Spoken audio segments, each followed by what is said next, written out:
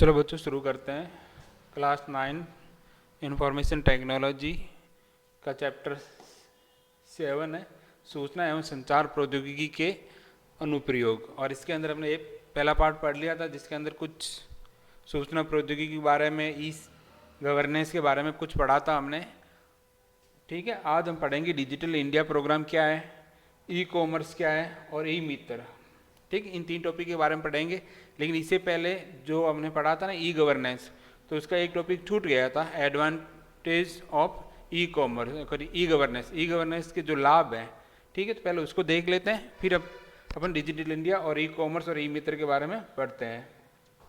देखो, पहला है ई गवर्नेंस के लाभ।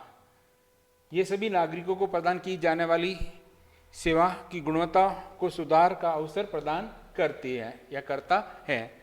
यानी ई गवर्नेंस के माध्यम से आप हम जो नागरिकों को जो या जो सरकार है या गवर्नेंस है या गवर्नमेंट है जो नागरिकों को सेवा दे रही है, उसके अंदर क्या होते हैं, ई गवर्नेंस के द्वारा हम क्या कर सकते हैं, उसमें उसकी गुणवत्ता हम क्या कर सकते हैं, सुधार कर सकते हैं। गुणवत्ता में क्या कर सकते हैं, सुधार कर सकते हैं।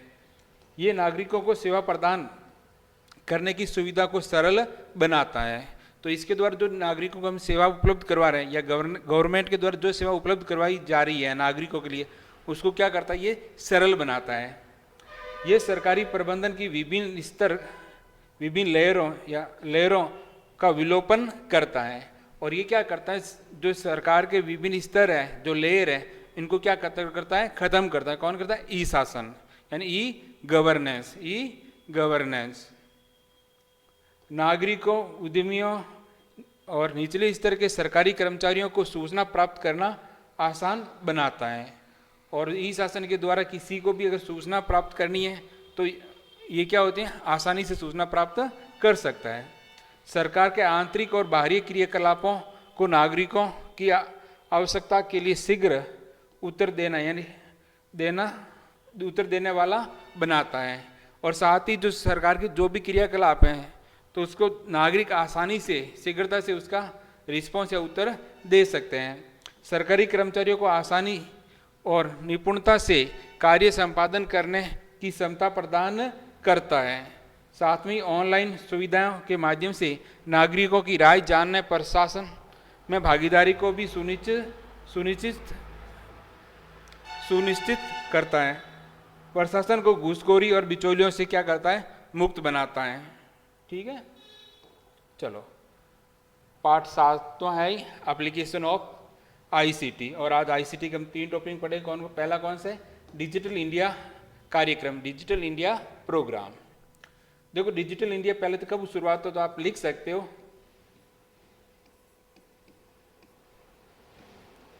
1 जुलाई 2015 के अंदर किस प्रोग्राम से, डिजिटल इंडिया प्रोग्राम की शुरुआत हुई थी। ठीक है, डिजिटल इंडिया भारत सरकार की एक नई पहल है जिसका उद्देश्य भारत को डिजिटल लिहाज से सशक्त समाज और ज्ञान अर्थव्यवस्था में तब्दील करना है। क्या करना, तब्दील करना है। जिसका उद्देश्य भारत को डिजिटल लिहाज से सशक्त समाज और ज्ञान अर्थव्यवस्था के अंदर क्या करना है, तो तब्दील, बहुत उच्चारण दिक्कत,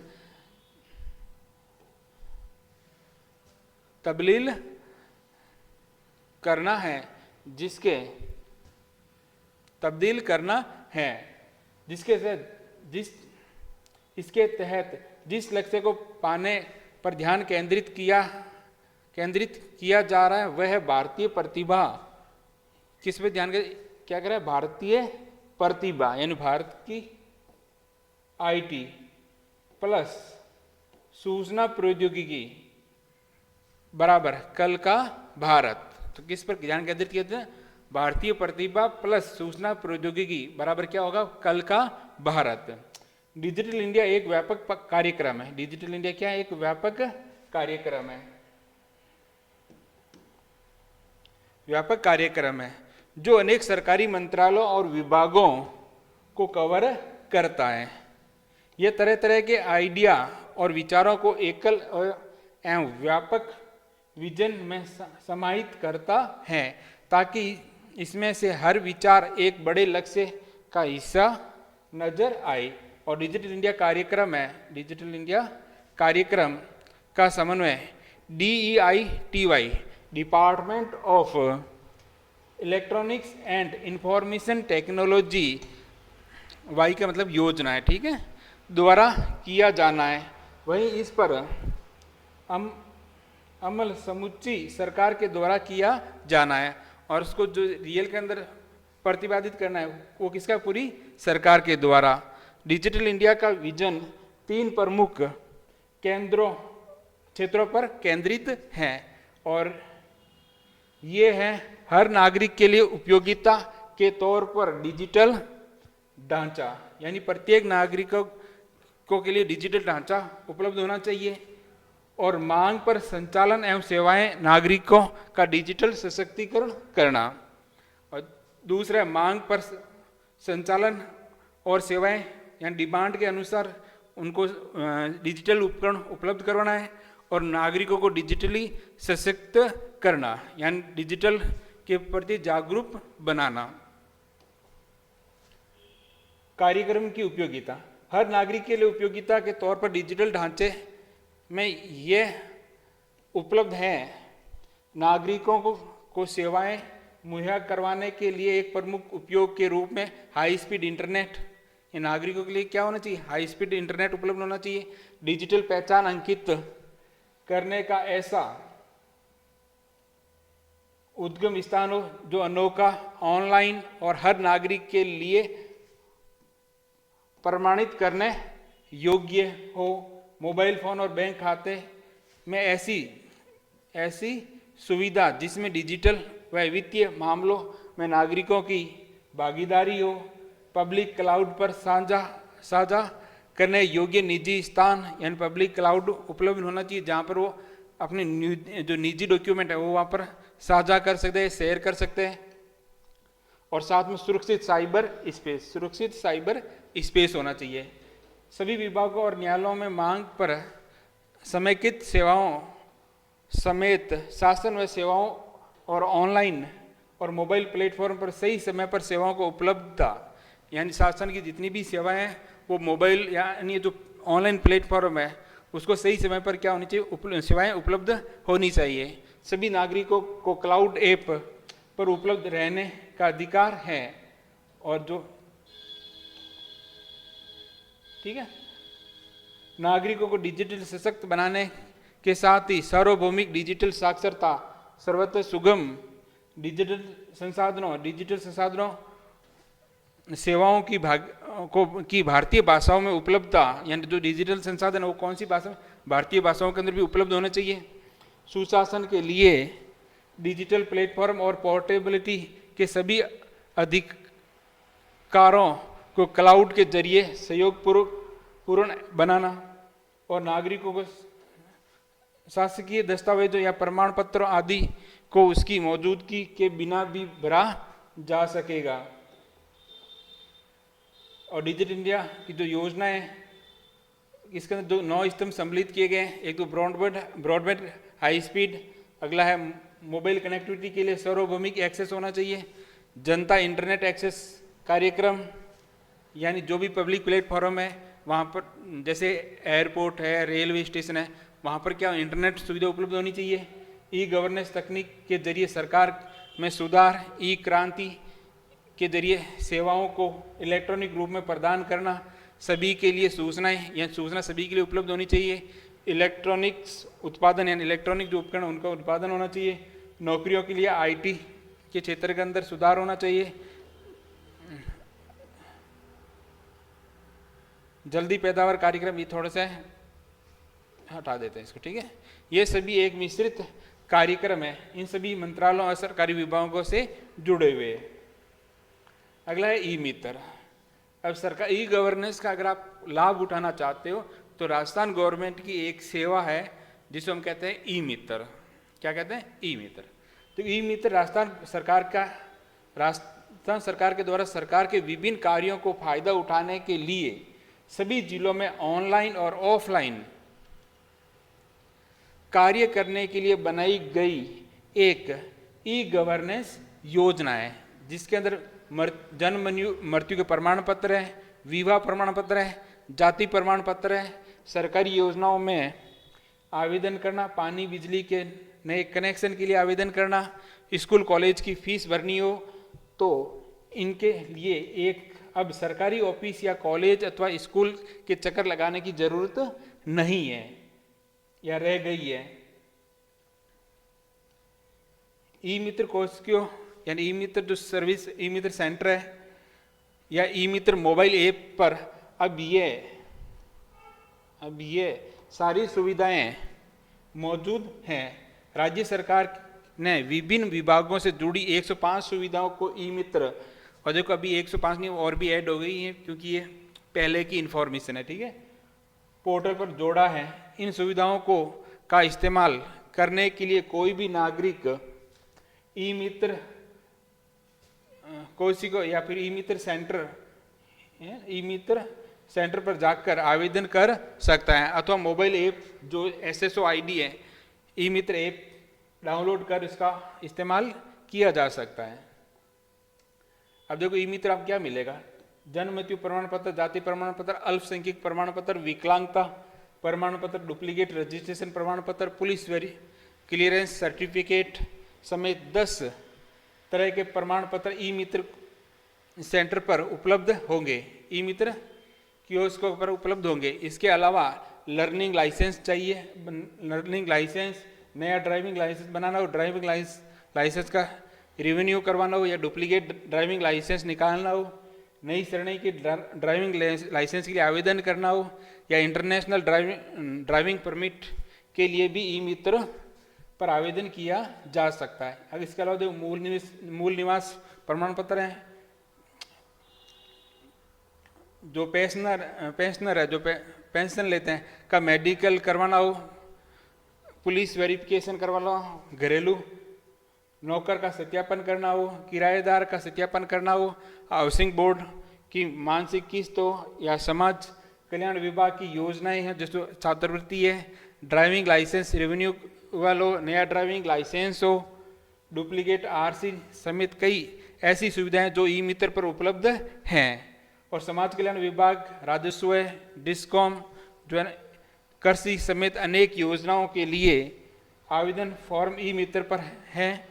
इसमें नया पानी बिजली कनेक्शन और इंदिरा आवास योजना है, मनरेगा के कार्य आवंटन है, वोटर ID में संशोधन संबंधित आवेदन किए जा सकते हैं, ठीक है। अब है ई कॉमर्स, किसके बारे में पढ़ते हैं, ई कॉमर्स, ठीक है, जिसको कहते हैं इलेक्ट्रॉनिक कॉमर्स, जिसको कहते हैं इलेक्ट्रॉनिक कॉमर्स। ई कॉमर्स हम क्या कहते हैं, इलेक्ट्रॉनिक कॉमर्स या ई वाणिज्य, या तो इलेक्ट्रॉनिक कॉमर्स कह दो या ई वाणिज्य, दोनों एक ही है। का अर्थ है इंटरनेट के माध्यम से व्यापार करना। ई कॉमर्स का मतलब क्या है कि इंटरनेट के माध्यम से क्या करना है, व्यापार करना। ई वाणिज्य ऑनलाइन व्यापारिक कार्यों को इंगित करता। अगर जब हम ई कॉमर्स की बात करते हैं, ई वाणिज्य की बात करते हैं, तो इसका मतलब है कि हम व्यापार तो कर रहे हैं लेकिन वो किस प्रकार का है, ऑनलाइन व्यापार कर रहे हैं, जिसमें उत्पादन एवं सेवा खरीदने या बेची जाती है। जिसके अंदर क्या होता है, जो उत्पादन है या जो सेवा है उसको खरीदी या तो खरीदते हैं या फिर बेचते हैं। ई कॉमर्स के अंतर्गत क्रेता यानी जो खरीदार है ना, क्रेता इच्छित वस्तु को क्रय करने के लिए वस्तु का उत्पादन करने वाली विक्रय करने वाली व्यापारिक संस्था की ई कॉमर्स वेबसाइट पर जाकर वस्तु का चयन करता है। जो खरीदार है जिसे क्रेता कहते हैं, क्या कहते हैं, क्रेता। अगर कोई उससे इच्छित वस्तु खरीदनी है तो वो क्या करेगा, जो उत्पादन उस वस्तु का उत्पादन करने वाली जो बेचने वाली व्यापारिक संस्था है उसकी ई कॉमर्स की वेबसाइट पर जाकर वस्तु का क्या करेगा, चयन करेगा, और भुगतान के लिए क्रेडिट कार्ड, डेबिट कार्ड अथवा इंटरनेट बैंकिंग के द्वारा क्या करेगा, भुगतान करेगा। और आजकल तो COD या कैश ऑन डिलीवरी का ऑप्शन भी उपलब्ध होता है। और विक्रेता कोरियर अथवा परिवहन सुविधा की मदद से वस्तु को क्रेता यानी खरीदार द्वारा बताए गए पते पर बेच देता है तथा भुगतान राशि क्रेता के खाते में, जो भुगतान की राशि है वो खरीदार के खाते से किसमें, विक्रेता यानी जो बेच रहा है उसके खाते में क्या हो जाती है, हस्तांतरित हो जाती है। तो अगला है एडवांटेज ऑफ ई कॉमर्स के लाभ क्या है? देखो, वस्तुओं और सेवाओं को चुनने से पूर्व क्रेता घर बैठे विभिन्न विक्रेताओं की वेबसाइट पर जाकर उसकी विशेषताओं, कीमत आदि की तुलना कर सकता है। देखो, पहली विशेषता तो ये है कि जो कोई भी वस्तु है सेवा, उसको चुनने से पूरे जो क्रेता है वो घर बैठकर विभिन्न जितने भी विक्रेता की वेबसाइट है उन पर जाकर उनकी जो वस्तु है उसकी विशेषता है, उसकी कीमत की आपस में क्या कर सकता है? तुलना कर सकता है। आपस में क्या कर सकता है? तुलना करता है।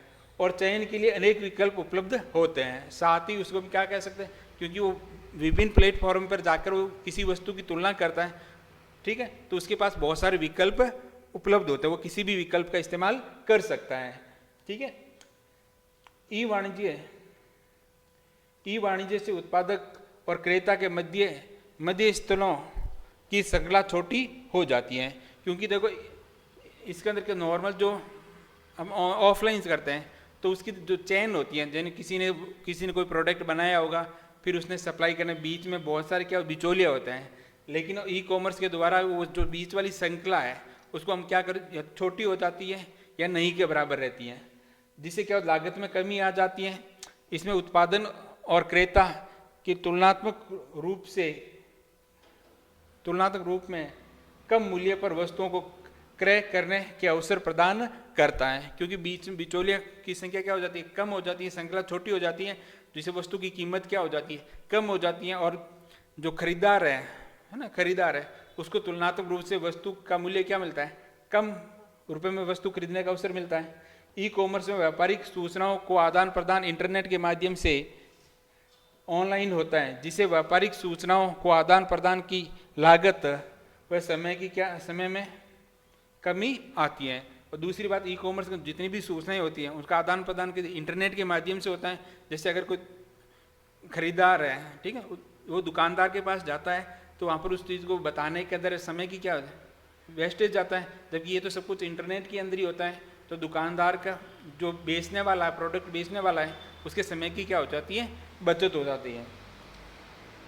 ई वाणिज्य में व्यापार और खर्चीले शोरूम, कमीशन, एजेंट, सेल्समैन की आवश्यकता नहीं होती है। तो ई वाणिज्य के अंदर क्या होता है? व्यापारी को एक तो बहुत बड़े शोरूम खरीदने की आवश्यकता नहीं है, कमीशन एजेंट रखने की आवश्यकता नहीं है, सेल्समैन है उनको रखने की भी आवश्यकता नहीं होती, जिससे लागत में क्या आ जाती है? कमी आ जाती है। ई कॉमर्स के उत्पादों और सेवाओं की जानकारी व्यापारिक संस्था की वेबसाइट पर उपलब्ध होती है। यानी ई कॉमर्स में जो उत्पादन और सेवा की जानकारी है वो कहाँ पर मिलेगी? जो उस व्यापारी की जो संस्था या उस व्यापारी संस्था की जो वेबसाइट है उस पर होती है। अतः विश्व के किसी भी स्थान से कोई भी व्यक्ति इन वेबसाइट के माध्यम से उत्पादन या सेवाओं को प्राप्त कर सकता है, और इस प्रकार व्यापारी को एक विश्वव्यापी बाजार उपलब्ध होता है। दूसरा, ई कॉमर्स में लाइसेंस प्राप्त करने की क्रियाविधि सरकार से संबंधित अन्य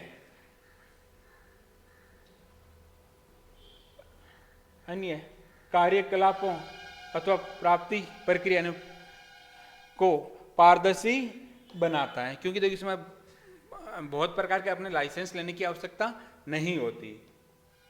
ठीक है, तो उम्मीद करता हूँ आपको ये समझ में आया होगा। मिलते हैं नेक्स्ट पार्ट में।